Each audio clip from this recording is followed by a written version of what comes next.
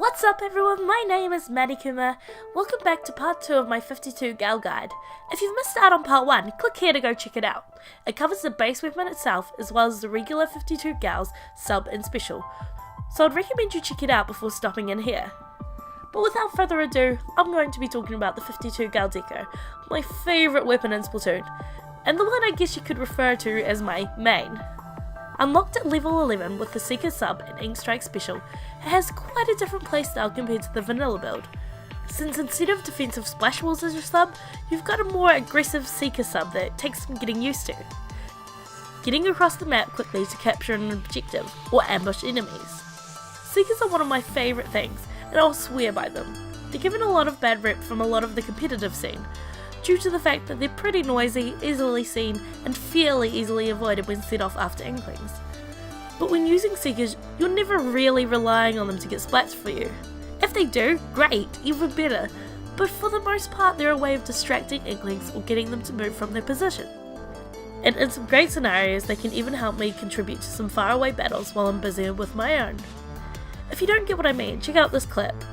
I was able to put a Seeker down the corridor with the Rainmaker, and then immediately deal with the Kraken it had. And while dealing with the Kraken, I ended up credited with the splat on the Rainmaker. I wasn't counting on it, I was really setting up a path for myself. But it definitely helped out. Also, dealing with multiple Inklings can be tricky, so setting one up with the Seeker while you quickly take out the other one can be very handy. Even if the second Inkling isn't taken out by the Seeker, it might distract them for long enough to take out the other Inkling. And besides, it's just as easily a mobility tool. In a map like Port Mackerel, one of the first things I do is set off a Seeker down each of the middle corridors, to lay down paths for my fellow Inklings as well as check for any oncoming Inklings. And speaking of pathways, nothing gets you to the middle of flat maps like a couple of Seekers will, surfing in the trail of the Seekers. This is also why I run a main of ink recovery up, as setting off Seekers may cost a lot of ink, but with ink recovery, you have a full tank by the time you reach the end of your Seeker anyway. Seekers can even be used as a tactical tool, using one to create a path to swim behind an Inkling and flank them before they even know what's coming. Just be careful though, in higher levels of ranked people are wise to Seeker surfers, and may shoot at a Seeker's trail to find Inklings. I personally find that setting off a couple Seekers before the one I actually surf in can trick the enemies into thinking that they're safe. Adding a little bit of swim speed into your gear's abilities can also help keep up with the speed of the Seeker too. In Rainmaker especially, the Seekers can be a great way of pathing, especially if none of your teammates seem to be inside. Set off a Seeker just before you grab the Rainmaker, and you've got a small path of ink to follow. Sometimes it can be just enough to take that lead. Now, as Seekers are quite draining on the ink, I'm going to quickly go over the gear I use while running this weapon. Again, this is purely personal opinion, but the gear has served me well so far. I have one main and 3 subs of damage up to counter for small amounts of defense. This is something that I've covered in part 1 about the base weapon. I also run one main of ink recovery up for surfing and Seekers as I mentioned earlier, and 3 subs of swim speed for the Seeker surfing too. But as for the other slots, I have one main of ink saver sub to slightly reduce the amount spent when using a Seeker, and 3 subs of ink saver main to reduce the amount required to shoot. The main reason for running these 2 types of ink saving is to try and make the most out of how much I can shoot after setting off a Seeker, especially when an enemy Inkling may catch me off guard. Even though Seeker surfing can be a lot of fun, and trust me, it is, there's still a lot more to this weapon, in the form of its special. The Ink Strike is once again something that can sometimes get a bad rap with the competitive scene, but I'll cover a few ways to use it within a ranked scenario. In the most basic sense, it can be used to gain some map control and allow your team a space to move in, but there's much more to it than that. Split zones is pretty straightforward, you can use it to ink the zone, although try not to think of it too simply.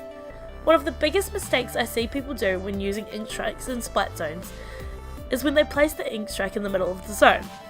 This is fine when there's 2 smaller zones and the ink strike can easily ink the whole zone, but in a map like Walleye Warehouse, placing the ink strike in the middle isn't going to be enough.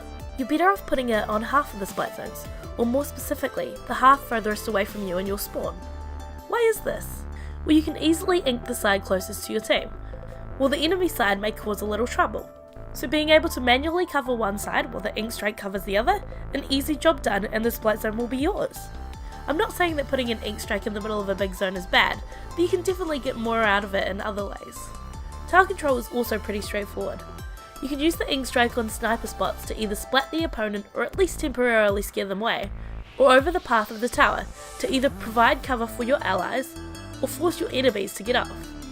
Just remember that when people are on it, the tower is moving, so you have to predict where the tower will be when your ink strike hits to really make use of it. Now, using your ink strike in Rainmaker requires some thought behind it. Like in tower control, it can be used to scare snipers. It can also be used to pop the Rainmaker shield, or provide an inked pathway and cover to an allied Rainmaker.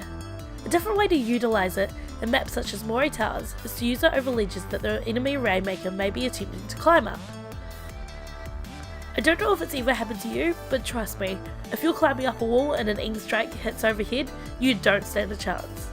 Also, if an enemy Rainmaker is trapped in a tight spot, but you and your teammates can't quite get close enough, setting off an ink strike might just be enough to either splat them or at least send them packing.